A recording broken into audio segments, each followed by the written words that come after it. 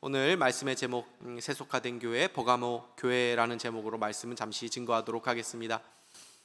제가 어린 시절만 하더라도 함이오라고 하면서 제 전통 예식이죠. 함이 들어가는 그런 일들을 본 기억이 납니다. 그래서 동네가 아주 떠들썩하게 아주 시끄럽더라고요. 저녁에 갑자기 함이오 무슨 일인가 그러면 이제 어느 집 이제 곧 결혼할 모양이다 이거 알게 되는 거죠. 그래서 함지나비하고 친구들이 그냥 난리를 부리지 않습니까? 그러면 이제 함을 지은 함지나비가 이제 신부 집으로 들어가는 건데 그냥 들어갑니까? 우리가 다 알다시피 막 실갱이를 벌이죠. 그러면은 이렇게 돈이든 이제 봉투를 하나씩 깔아두면 밟고 이제 들어가지 않습니까? 이렇게 고생하냐고 추운 날 값 잘 쳐줄 테니까 그냥 빨리 들어가자고, 술상 잘 받았다고 이렇게 하는 그런 재미있는 일들이 있었지요. 재미있는 장면입니다. 근데 그런 장면을 생각을 하면서 사단이 우리를 유혹하게 하는 그런 방식이 마치 이와 같을 수 있다라는 생각을 해보게 됩니다. 어느 순간 사단이 우리를 교묘하게 유혹해서 우리가 원래 살아가야 될 그 거룩한 삶에서 멀어지게 만들고 세상에 빠져서 살아가게 만드는 그런 일들이 있는 것이죠. 젠가라는 게임을 혹시 아시는 분들이 계실지 모르겠습니다. 벽돌을 하나씩 빼내는 것이죠. 하나 뺀다고 해서 무너지지 않습니다. 2개 뺀다고 해서 무너지지 않습니다. 빼다가 하나씩 빼다가 어느 순간에 와르르 무너지는 것, 이것이 이 젠가 벽돌 빼기 게임 아닙니까? 시편 1편을 보시면 이런 그림을 그리고 있습니다. 복 있는 사람은 악인들의 꾀를 따르지 아니하며 죄인들의 길에 서지 아니하며 오만한 자들의 자리에 앉지 아니하고, 이 사단이 유혹하는 과정이 보이십니까? 처음에는 유혹하는 것입니다. 속임수로 그래서 따라가는 것입니다. 원래 있어야 될 자리에서 벗어나게 만드는 것이죠. 그 다음에 죄인들의 길에 서게 만드는 단계가 있습니다. 서게 하고, 그 다음에 어떤 단계가 있습니까? 그 자리에서 절퍼덕 주저앉아서 아예 거기에 빠져들게 하는 그 단계가 있다는 것을 우리 시편 1편을 통해서 알 수가 있습니다. 악마는 디테일에 있다라는 말이 있듯이 사단은 우리에게 위기감을 느낄 정도로 그렇게 갑자기 대놓고 자신의 정체를 드러내지를 않습니다. 국회에서 어떤 법안을 만들면 참 치열하게 싸웁니다. 단어 하나, 문장 하나 가지고 싸웁니다. 왜 그렇습니까? 그 단어 하나, 문장 하나 때문에 나중에 어떤 독소 조항이 돼서 그렇게 큰 타격을 입힐 수가 있기 때문에 그 싸움을 하는 것입니다. 사단이 우리를 유혹하는 방식도 이렇게 아주 교묘한 단어 하나, 문장 하나만 바꾸어서 나중에 거룩한 교회를 아주 세속화된 교회로 변질시키고 마는 경우들이 있다라는 것입니다. 오늘 읽은 버가모 교회가 바로 이러한 사단의 유혹에 넘어진 교회였다라고 말씀합니다. 사실 버가모 교회는 사단의 큰 핍박에는 아주 잘 버텼던 교회였습니다. 13절 이렇게 말씀하고 있습니다. 내가 어디에 사는지를 내가 아노니 거기는 사탄의 권자가 있는 데라. 내가 내 이름을 굳게 잡아서 내 충성된 증인 안디바가 너희 가운데 곧 사탄이 사는 곳에서 죽임을 당할 때에도 나를 믿는 믿음을 저버리지 아니하였도다. 안디바가 어떤 인물인지는 오늘 이 본문 외에 성경에 나오지는 않습니다. 그러나 전승에 따르면 바로 이 황제의 신상 앞에서 절하기를 거부했다가 불에 달군 이 녹가마에서 순교했던 인물로 전해지고 있습니다. 그만큼 버가모 도시는 황제 숭배와 우상 숭배를 강요하는 도시였습니다. 13절 보시면 내가 어디에 사는지를 내가 아노니 거기는 사탄의 권자가 있는 데라 이렇게 말하고 있죠. 버가모는 로마 황제를 섬기기 위해서 신전을 만든 아주 최초의 도시였습니다. 이 로마 황제를 숭배하는 신전뿐만 아니라 제우스 신전, 디오니소스 신전, 또 아데나 신전 같은 수많은 신전들을 세워 놓은 도시입니다. 그래서 이 신전들이 세워진 이 모양을 멀리서 보게 되면 마치 이 사단에 앉는 그 자리처럼 이렇게 만들어져서 사탄의 권자라고 이렇게 표현을 하고 있는 것입니다. 그만큼 버가모라는 도시는 정치적으로나 또 종교적으로나 우상 숭배와 또 황제 숭배를 강하게 강요를 하는 그런 분위기가 있었던 도시였습니다. 그렇기 때문에 이 버가모 교회에 있는 이 성도들은 강한 어떤 신앙적인 압박감을 느낄 수밖에 없었던 사람들이죠. 이러한 외적인 탄압과 박해 가운데 신앙을 지키면서 순교자를 배출했던 교회가 버가모 교회라고 말씀합니다. 그래서 먼저 주님은 이러한 버가모 교회를 향해서 13절에도 너희들이 어디에 사는지를 내가 안다라고 말씀합니다. 이것은 위로의 말씀입니다. 너희들이 어디에 사는지 안다. 너희들이 얼마나 그런 신앙으로 인해서 참 극심한 환난과 핍박과 어려움을 당하고 있는지, 그러한 곳에서 살고 있는지를 내가 안다라고 사실은 위로하고 또 격려하고 인정해 주시는 말씀을 하고 계시는 것입니다. 그러나 이 칭찬과 위로 뒤에는 책망이 나옵니다. 그것은 겉으로는 순교를 불사할 정도로 신앙을 지켰지만 실상은 교묘하게 숨어 들어와서 교회를 무너뜨리고 있었던 것이 있었다는 것입니다. 그것이 무엇입니까? 이 교회를 세속화하는 것이었다는 것입니다. 14절에서 15절 말씀 한번 보시겠습니까? 그러나 내게 두어 가지 책망할 것이 있나니 거기 내게 발람의 교훈을 지키는 자들이 있도다. 발람이 발락을 가르쳐 이스라엘 자손 앞에 걸림돌을 놓아 우상의 제물을 먹게 하였고 또 행음하게 하였느니라. 이와 같이 내게도 니골라당의 교훈을 지키는 자들이 있도다. 여기서 발람의 교훈과 니골라당의 교훈이 나오는데 우리가 이렇게 살펴보았습니다. 발람의 교훈, 니골라당 교훈은 사실 다른 교훈이 아니라 같은 교훈입니다. 발람이 히브리 말이고 니골라라는 말은 헬라어입니다. 근데 그 의미는 동일한데 방탕하게 하는 자라는 뜻을 가지고 있습니다. 니골라당의 교훈은 우리가 에베소 교회에서 한번 살펴보았죠. 니골라당의 아주 거짓된 대표적인 가르침이 무엇이라고 배웠습니까? 영육 이원론에 근거해서 영은 좋은 것이다, 선한 것이다, 육은 악한 것이다라는 그 어떤 당시에 어떤 철학 사고가 있었는데 그것에 영향을 받아서 신앙도 우리가 얻는 신앙은 영혼의 구원을 받는 신앙이다. 우리의 육신은 상관이 없다. 어떻게 살아도 상관없다. 우리의 영혼이 구원받으면 그것으로 된 것이다 라는 그런 어떤 구원파의 원조격이라고 이단이라고 말씀을 드렸습니다. 그러니까 자연히 이 거짓 가르침을 받게 되면 어떻게 됩니까? 육신의 타락으로 흘러가게 되죠. 성도들도. 그런데 이러한 거짓 가르침을 지켰던, 그래서 하나님 주님 앞에서 인정받았던 교회가 에베소 교회였다라고 살펴보았지요. 그런데 지금 버가모 교회는 그렇지가 않았다는 것입니다. 이 니골라당의 교훈, 이 발람의 교훈이 그 안에 들어왔는데 그것을 막아내지 못하고 그냥 활개를 치도록 방관하고 지켜보고 내버려 두고 있었다는 것입니다. 그것을 주님께서 책망하고 계신 것입니다. 14절 중반절을 다시 한번 보실까요? 발람이 발락을 가르쳐 이스라엘 자손 앞에 걸림돌을 놓아 우상의 제물을 먹게 하였고 또 행음하게 하였느니라. 자, 이 말씀의 배경이 있습니다. 민수기 22장을 보면 이스라엘 민족들이 이제 애굽에서 나와서 이제 모압 평지에 도착하게 되는데 당시 모압 왕이 발락이라는 왕이었습니다. 그러니까 자기네 땅에 이 적군이 들어온 거죠. 이스라엘 민족들이 들어온 거죠. 이때 발락이 이미 이스라엘 민족들이 출애굽을 어떻게 했는지, 그리고 홍해를 어떻게 건너왔는지, 그리고 광야 가운데 어떻게 그 이스라엘 백성들이 지금까지 왔는지를 다 들었습니다. 당시에 민족 간의 싸움은, 전쟁은 그냥 민족과 국가 간의 전쟁이 아니라 신들의 전쟁과 같았습니다. 그러니까 그 국가에서 섬기는 신이 있는데 그 신들과의 싸움이 늘 있었던 거라고 생각을 했던 것이죠. 그러니까 이스라엘이 섬기던 여호와라는 신에 대해서 지금 이 발락이 두려워하고 있었습니다. 그래서 싸울 생각조차 하지 못하고 있었습니다. 야, 쟤네도 어떻게 하지? 어떻게 하지? 하다가 신하 한 명이 얘기합니다.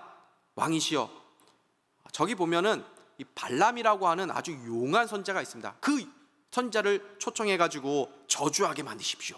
신들의 전쟁이라는 개념이 있으니까. 그래서 이 발람에게 이 신하를 보내서 좀 오라고 요청을 합니다. 이 발람 선지자는 누군가 하면 이방 선지자인데 하나님의 감동을 받으면서 했던 사람이었습니다. 그래서 발람에게 가가지고 돈을 좀 주면서 이런 일이 있는데 좀 와가지고 이 이스라엘 백성 저주 좀 해주십시오 라고 합니다. 이때 하나님께서 발람 선지자에게 말씀하십니다. 그 백성은 축복의 백성이니 너는 가가지고 저주하지 말아라. 그들 따라가지 말아라. 그래서 처음에는 말합니다. 아유, 하나님께서 안 된다고 하십니다. 죄송합니다. 그래서 신하가 그냥 빈손으로 옵니다. 왕에게 얘기합니다. 여차여차해서 이 발람 선지자가 못 온다고 합니다. 그랬더니 왕이 뭐라고 말합니까? 아이고, 이 어리석은 녀석아, 이게 눈치도 없느냐, 돈을 더 많이 갖다 달라는 거 아니냐. 그래가지고 돈을 더 많이 가지고 두 번째로 찾아갑니다. 이때 발람 선지자가 돈을 더 많이 가져오니까 마음이 흔들리죠. 하나님의 뜻이 무엇인지 알았지만 발람 선지자가 이렇게 말합니다. 아이고, 그러면 잠시만 기다려 보십시오. 제가 다시 한번 하나님께 한번 물어보겠습니다. 이렇게 합니다. 하나님 앞에 기도를 하는데 하나님께서 자꾸 이게 발람 선지자가 마음이 흔들려서 그러니까 그래, 가거라. 가긴 가는데 내가 전하는 말만 해라. 이렇게 말씀하면서 발람을 보내줍니다. 발람 선지자가 나귀를 타고 가는데 나귀가 가다 보니까 앞에 이 천사가 시퍼런 이 검을 들고 있는 것입니다. 지나가기만 하면 내리치겠다는 것입니다. 그러니까 나귀가 무서워서 벌벌벌 떱니다. 그런데 그것을 발람 선지자는 못 보고 있는 것이죠. 그러니까 이놈의 나귀가 왜 그래 하면서 막 계속 발길질을 합니다. 나귀가 막 비틀비틀하다가 가면 죽으니까 두려워서 비틀비틀하다가 결국 옆에 있는 담벼락에 부딪히는데, 부딪히면서 이제 타고 있던 발람 선지자 다리도 다치지 않았습니까? 그러니까 발람이 화가 나가지고 내려가지고 이놈의 나귀가 미쳤나 하면서 막 계속 막 때리는 것입니다. 그랬더니 나귀가 어떻게 합니까? 말을 하죠. 뭐 처음 듣는 것처럼 이렇게 아주 재밌게 들으십니까? 민수기 22장 읽어보십시오. 제가 그냥 꾸며내는 말이 아니라 그 얘기가 그대로 나옵니다. 다리가 다친 내용도 나오고 다 나옵니다. 과장하는 게 없습니다. 그러니까 이제 화가 나가지고 막 채찍질 하니까 나귀가 말을 하죠. 주인님, 제가 언제 이렇게 주인님의 말을 듣지 않은 적이 있었습니까? 제가 무슨 잘못했다고 저를 이렇게 때리시는 겁니까? 이렇게 말을 합니다. 그러니까 그 순간에 이 발람 선지자의 눈이 딱 열리면서, 영안이 열리면서 앞에 그 천사가 시퍼런 검을 들고 있는 게 딱 보이는 것입니다. 이때 이제 발람도 무서워서 엎드리죠. 이때 천사가 뭐라고 얘기합니까? 너 가가지고 내가 전하는 말만 해. 다른 말 하면 안 돼. 이렇게 얘기하는 겁니다. 이 경고성 메시지를 듣고 이제 간 거죠. 모압 왕 발락한테. 그래서 발락 왕은 얘기합니다. 아이고, 참 잘하셨습니다. 막 극지 대접하죠. 그러면서 저 이스라엘 민족들 저주 좀 해주십시오 하고, 그래서 높은 산에 올라가 가지고 이스라엘 민족들이 다 보이는 곳에서 저주를 하라고 합니다. 이때 이 발람 선지자가, 발락하고 발람하고 이렇게 헷갈리시면 안 됩니다. 발람 선지자가 가지고 이제 저주를 하려고 하는데 뭐 천사가 시퍼런 검을 들고 있는 게 아른아른하지 않습니다. 그러니까 축복을 하는 거죠. 하나님께서 시키신 대로. 그러니까 아유, 죄송합니다. 제가 저주를 못하고 축복을 하고 말았네요. 근데 이때 포기하지 않고 그러면 다른 곳에 한번 가서 여기서 한번 해주십시오 해가지고 두 번째로 갑니다. 거기서도 근데 저주를 못하고 축복을 하죠.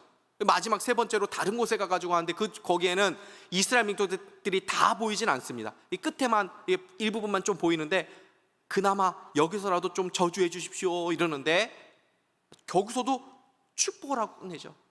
근데 발람 선지자가 돈을 받은 게 많이 있지 않습니까? 그러니까 뭔가 자기도 뭔가 양심에 좀 나름대로 가책이 느껴지고 또 뭔가 궁색하니까 이렇게 얘기합니다. 뭐 저주만 하는 것만이 방법은 아닙니다. 다른 방법이 하나 있긴 합니다만. 그러니까 그게 무엇입니까? 또 이제 왕이 발락 왕이 그러니까 모압 여인들을 통해서 이스라엘 남자들을 유혹하게 만든 것이죠.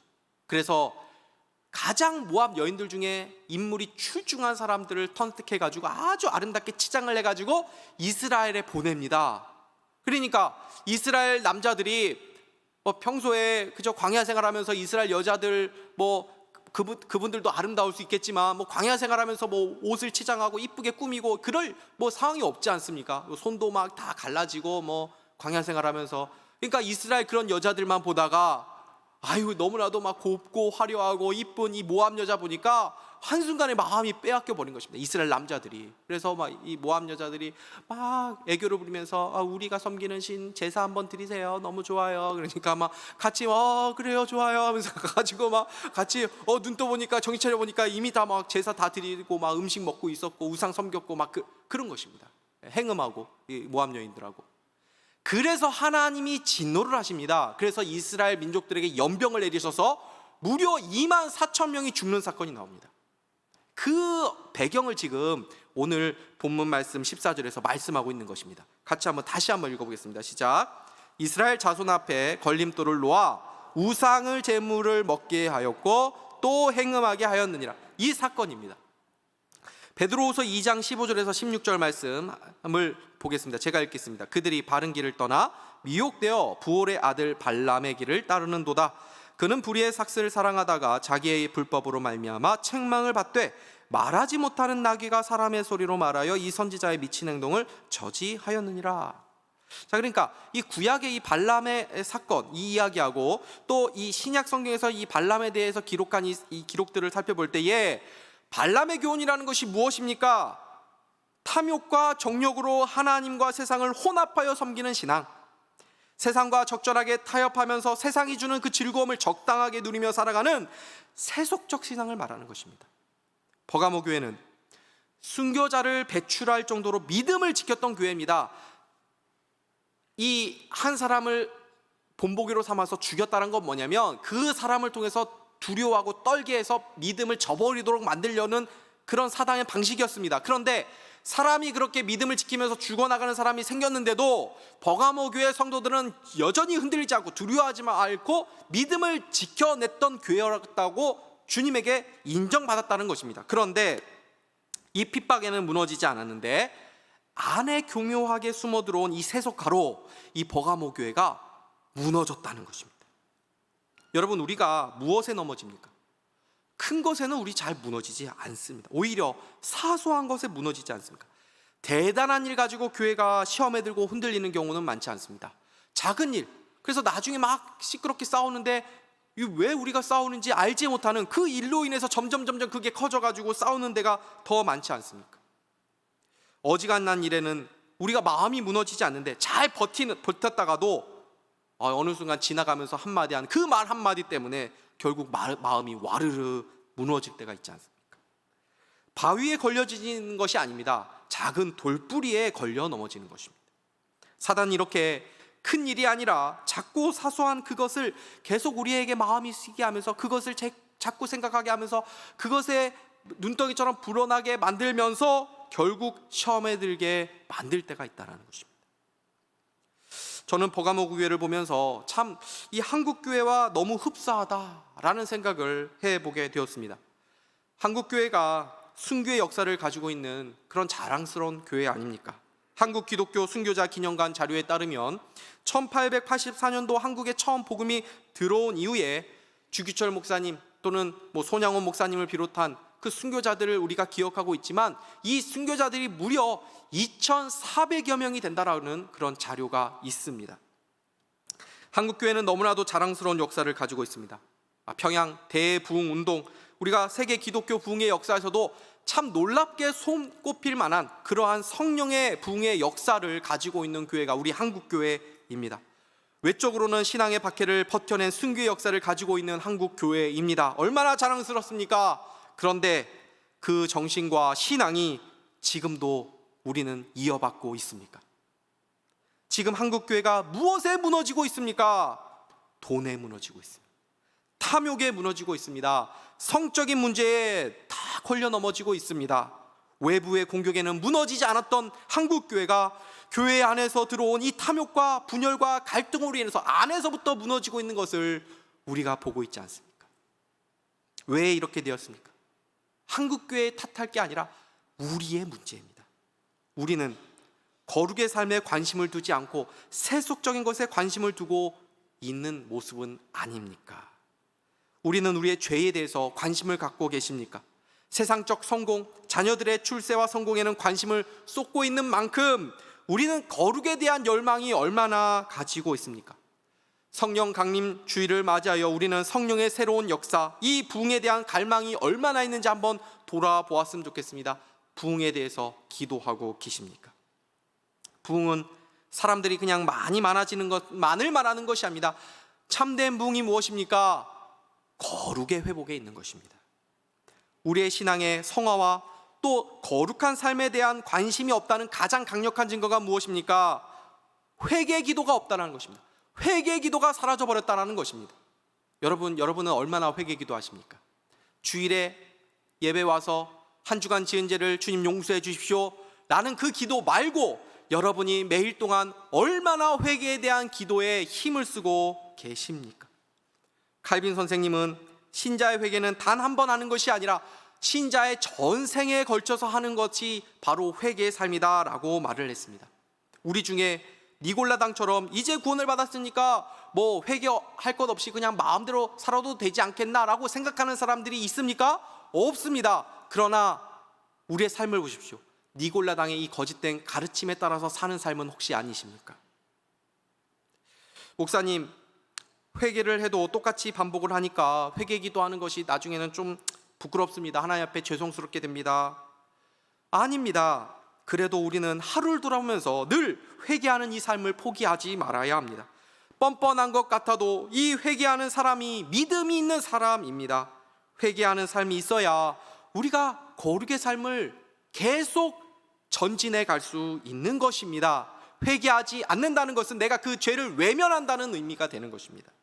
내가 짓는 죄들을 어쩔 수 없는 것으로 그냥 타협하고 받아들이고 있는 것, 이것이 바로 우리 안에 니골라당의 교훈을 받아들이고 있는 모습이라는 것입니다. 주님은 그것과 싸우라는 것입니다. 특별히 우리나라가 얼마나 성적으로 타락했는지 모릅니다. 이건 뭐 버가모 교회 다음 주에도 우리가 두아디라 교회를 살펴보면서도 좀 자세히 말씀을 드리겠지만, 니골라당의 이 거짓 가르침이 성도들을 음행으로 빠지게 만들었다라는 말씀을 기억할 수 있기를 바랍니다. 우상 숭배는 단순히 다른 신을 섬기는 것으로 그치는 것이 아니라 반드시 그 제의, 그 제사를 통해서 그 다른 신을 섬기는 그 창기들과 결합하는 것으로까지 나아갑니다. 그 음행까지 나아가는 것이죠. 그렇게 우상 숭배는 신자들의 몸과 영혼을 더럽혔던 그런 것이었습니다. 결혼을 한 사람이나 결혼을 하지 않은 사람이나 사단은 지금도 우리에게 성적인 유혹을 할 때가 얼마나 많은지 모릅니다. 동성애가 얼마나 음지에서 성행하고 있습니까? 남의 여자를 사랑하는 것, 어느 순간 이것이 무슨 로맨스처럼 감동적인 어떤 사랑처럼 포장되거나 또는 동성애를 미화하는 그런 드라마나 영화들이 얼마나 많은지 모릅니다. 그것이 너무나도 많으니까 이제는 그런 장면만 봐도 우리가 그것을 왜 저래? 이렇게 반응하지 않고 자연스럽게 어느덧 반응하고 있는 우리의 모습도 있습니다. 우리나라에서 요즘 동성애를 하나의 사랑으로 인정하라는 요구가 얼마나 많습니까? 혼전순결, 이런 말이 이제는 고리타분한 말이 되어버렸습니다. 얼마나 음란한 내용들이 인터넷과 SNS에서 많이 나옵니까? 마음만 먹으면 쉽게 들어가 볼 수 있는 세상입니다. 세상 사람들은 그것을 일부러 찾아서 즐기고 보면서도 그걸 죄라고 여기지 않습니다. 오히려 그냥 기분 전환쯤으로 생각합니다. 스트레스를 푸는 일이라고 생각을 합니다. 음담패설을 하는 것, 그들에게는 전혀 문제가 되지 않습니다. 세상 사람들 그렇게 하는 것, 그것은 우리가 얼마든지 이해가 되죠. 이것은 지금뿐만이 아니라 이미 소돔과 고모라 시절을 봐도 얼마나 타락했는지 알고 있지 않습니까? 세상은 원래 그래 왔던 사회였습니다. 그런데 문제는 무엇입니까? 이 세상의 어떤 죄로 여기지 않는 이 분위기가 교회 안에도 들어와서 그것을 죄로 우리조차도 여기지 않는다면 우리가 그것은 문제가 될 수 있다라는 것입니다. 신자는 그것을 죄로 규정하고 그 죄와 싸워야 한다고 말씀합니다. 교회 안에서조차도 요즘 다 그렇게 하는데 이 정도쯤은 괜찮지 않겠나, 그렇게 생각해서는 안 된다는 것입니다. 잠깐만 이거 요즘은 광고에 이런 게 너무 많이 나와가지고 잠깐 보는 거 이거 어쩔 수 없는 거 아닌가, 잠깐만 즐기면 어떤가, 이것이 바로 버가모 교회를 책망했던 주님의 모습이라는 것입니다. 여기서 한 가지 말씀을 드리고 싶은 것이 있습니다. 교회는 누구나 와야 합니다. 죄인들이 모여있는 교회가 우리 이 땅의 지상의 교회이기 때문입니다. 술 마시는 분들도 술 취해서라도 오셔야 됩니다. 담배 피시는 분들 담배 냄새 풍기시면라도 오셔야 됩니다. 옆에 술 취한 분 계시고 담배 냄새 진동하시는 분 계시면 아이고 주님의 은혜가 크네 생각해야지, 막 너무 왜 저래, 어떤 이런 사람들이 왔어, 이렇게 생각하지 말라는 것입니다. 환영해 줘야죠. 동성애자 와야죠. 그런 죄인들이 다 와서 주의 말씀을 듣고 변화되도록 우리가 도와주어야 되는 것 아닙니까? 그러나 우리가 그것을 용납해서는 안 된다는 것입니다. 버가모 교회는 신앙을 지키는 것에는 죽음을 불사하는 그 순교적인 신앙을 가지고 있었지만, 안으로는 사단의 유혹에 미혹되어서 정말 싸워야 할 그 거룩의 싸움을 싸우지 않고 내버려 두었다는 것입니다. 예수님을 믿는다고 하는데 여전히 자신의 영광과 자신의 행복과 또 이 세상의 행복을 추구하는 이 세속적인 신앙을 가지고 있다면 이것과 싸워야 된다라고 말씀합니다. 이러한 우리의 모습에 대한 주님의 태도가 무엇이었습니까? 16절입니다. 그러므로 회개하라. 그리하지 아니하면 내가 내게 속히 가서 내 입의 검으로 그들과 싸우리라. 우리는 뭐 그렇게까지 해야 됩니까? 뭐 이게 그렇게 심각한 일입니까? 라고 말을 하는데, 우린 그것을 그렇게 심각하게 여기지 않는데 정작 주님은 그거에 있어서 어떻게 반응하고 계십니까? 내가 내게 속히 가서 내 입의 검으로 그들과 싸우리라. 너희들이 안 싸우면 나라도 싸우겠다. 전쟁까지 내가 불사하겠다라고 말씀하고 계신 것입니다. 진짜 우리의 문제는 무엇입니까? 우리가 왜 죄와 싸우지 않는 것입니까? 그것을 우리가 심각하게 여기지 않는다는 것입니다. 그것이 우리의 진짜 문제라는 것입니다. 그런데 주님은 그것이 싸워야 될 문제라는 것입니다. 너희들이 안 싸우면 나라도 싸우겠다. 전쟁을 불사하겠다. 이렇게 말씀하고 계신 것입니다. 죄와 싸우는 삶 만만치 않습니다. 얼마나 어려운지 모릅니다. 이렇게까지 피곤하게 살아야 되나 하는 마음이 들 때도 있습니다. 그러나 성경은 뭐라고 말씀합니까? 우리가 죄와 싸울 때에 피 흘리기까지 싸워야 된다라고 말씀합니다. 그것이 참된 믿음의 사람들의 모습이라는 것입니다. 그렇게 세상의 가치관과 타협하지 않고 피 흘리며 싸우는 성도들에게 주님께서 약속하신 것이 두 가지가 있습니다. 17절 말씀 한번 보시겠습니까? 같이 읽겠습니다. 시작. 귀 있는 자는 성령이 교회들에게 하시는 말씀을 들을지어다. 이기는 그에게는 내가 감추었던 만나를 주고 또 흰 돌을 줄 터인데 그 돌 위에 새 이름을 기록한 것이 있나니 받는 자 밖에는. 아멘. 감추인 만나와 흰 돌을 주겠다라고 말씀하십니다. 감추인 만나가 무엇입니까? 만나, 예수 그리스도를 의미하는 것이지요. 우리가 어떻게 이 세상의 쾌락과 또 이 욕심을 추구하지 않고 예수 그리스도만을 따라갈 수 있습니까? 어려운 이 거룩의 삶, 이것을 우리가 어떻게 감당하며 살 수 있습니까? 우리가 어떻게 세상에서 주는 쾌락을 이길 수 있습니까? 참고 절제하는 것이 아닙니다. 기독교는 어떤 금욕의 종교가 아닙니다. 오히려 가장 최고의 쾌락을 추구하라고 성경이 말씀합니다. 그것이 어디에 있다는 것입니까? 그리스도 안에 있다는 것입니다. 그리스도 안에서 가장 큰 기쁨을 우리가 누리게 될 때 비로소 이 세상이 주는 쾌락을 우리가 넉넉히 이길 수 있다라는 것입니다. 이것을 믿을 수 있기를 바랍니다. 예전에 여러 목사님들과 함께 어떤 좀 나름 유명한 카페라고 해서 가가지고 이제 커피를 맛본 적이 있습니다. 그 카페에 독특한 커피들이 많아가지고 이제 이렇게 한 잔씩 자기가 취향대로 이렇게 고르는데, 한 목사님이 나는 커피 맛도 잘 모르겠다 해가지고 그냥 아메리카노 한 잔만 이렇게 딱 시키신 것입니다. 그리고 이제 서로 이제 다른 커피들을 시켰으니까 이게 맛이 어떠냐고 이렇게 해서 이렇게 서로 맛보고 이러는데, 이 커피 맛을 모르겠다는 이 목사님이 이제 다른 분의 커피를 맛보시더니 조용히 자기 커피를 이렇게 버리시는 것입니다. 맛있는 커피를 먹어보니까 이거 좀 맛없다는 것은 알겠다는 겁니다. 무슨 말입니까? 최고급 꽃등심 맛보면 소고기 분말 스프 먹을 수 없는 것처럼 최고를 경험하면 나머지는 자동적으로 버리지 말라고 해도 버리게 된다는 것입니다. 기독교는 죄를 짓지 않으려고 애쓰는 그런 어떤 고행을 수행하는 종교가 아니라 최고의 기쁨을 맛보라고 말하는 것입니다. 오늘 이 만나를 맛보라는 것입니다. 세상에 주는 그 즐거움들, 그런 것들은 쓰레기와 같은 것들이라는 것, 그것을 말씀하는 것입니다. 주님께서 약속하신 두 번째 상이 무엇입니까? 흰 돌인데 그 위에 받은 자 이외에는 알 사람이 없는 새 이름을 새겨줄 것이다 라고 말씀합니다. 흰 돌이 무엇입니까? 당시 흰 돌은 크게 이제 버가모 도시에서 두 가지 용도로 쓰였다고 합니다. 첫 번째는 재판에서 유죄 판결을 받은 사람에게 이 검은 돌을 줬고, 또 이제 무죄 판결을 받은 사람에게는 흰 돌을 주었다고 합니다. 또 하나는 뭐냐면 이 흰 돌이 이 프리패스 같은 그 기능을 갖고 있어서 흰 돌을 가지고 있으면 어디든지 통과할 수 있는 그런 어떤 권리, 이 권한을 부여받았다고 합니다. 이 흰 돌에 새겨진 이름, 이 새 이름이 무엇입니까? 마찬가지로 예수 그리스도를 상징하는 것입니다.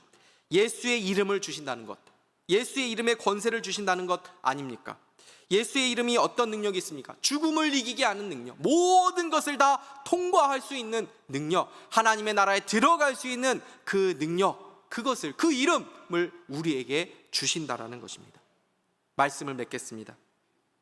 마이클 호튼이 쓴 그리스도 없는 기독교라는 책이 있습니다. 거기에 이러한 예화가 하나 등장합니다. 사탄이 한 도시를 완전히 장악하게 되면 어떤 모습일까? 술집은 모두 문을 닫을 것이고, 사탄이 도시를 장악하게 되면 이러한 현상이 나타난다는 것입니다. 술집이 모두 문을 닫을 것이고, 음란물들이 자취를 감출 것이다. 깨끗해진 거리는 서로 웃음을 머금은 사람들로 가득 찰 것이다. 비난과 악담도 사라질 것이다. 아이들과 젊은이들은 예의 바르고 공손해질 것이고, 교회는 매 주일마다 문전성시를 이룰 것이다. 그러나 교회에서는 그리스도가 선포되지 않을 것이다. 아주 중요한 메시지죠. 사단은 이 땅에 있는 자신의 세력들을 통해서 성도들을 박해하고 죽이는 일들도 합니다. 우리나라는 아니지만 다른 나라에서는 그러한 신앙의 박해들이 있지 않습니까? 그러나 동시에 매우 교묘하고도 정교한 방식으로 죄인들의 유일한 소망 대신 그리스도로부터 우리를 멀어지게도 만든다라는 것입니다. 겉으로는 우리가 좋은 신앙을 가지고 있는 것처럼 착각하게 만들어서 우리의 신앙에 안주하게 만들고, 결국 교회의 참된 능력, 이 거룩의 삶을 추구하지 못하게 만들어서 세상과 비슷해버리는 교회로 전락하게 한다. 겉으로는 교회지만 거룩의 능력을 상실한 교회로 만들어 간다는 것입니다. 유사 그리스도인이라는 말이 있습니다. 겉으로는 그리스도인으로 보이지만 정작 그 실상, 그 안을 보면 그리스도의 영광을 추구하는 삶이 없고, 여전히 자기 만족과 자기의 영광과 세상의 즐거움과 짝하는 그런 모습이 가득 찬 그리스도인을 말하는 말입니다. 여러분은 어떤 그리스도인이십니까? 이 정도면 나름 주일에 예배도 잘 드리고 있고, 그래도 적당하게 이 정도면 내가 다른 사람과 비교하면 준수한 신앙이라고 그렇게 만족하고 계시다면 죄송하지만 유사 그리스도인일 가능성이 높습니다.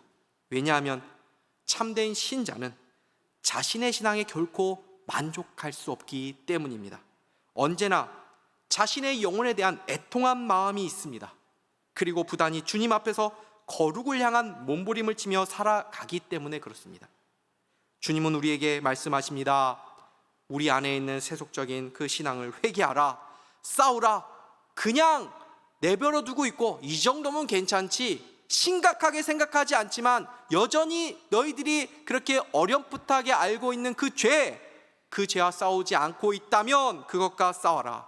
그렇지 아니하면 내가 싸우리라.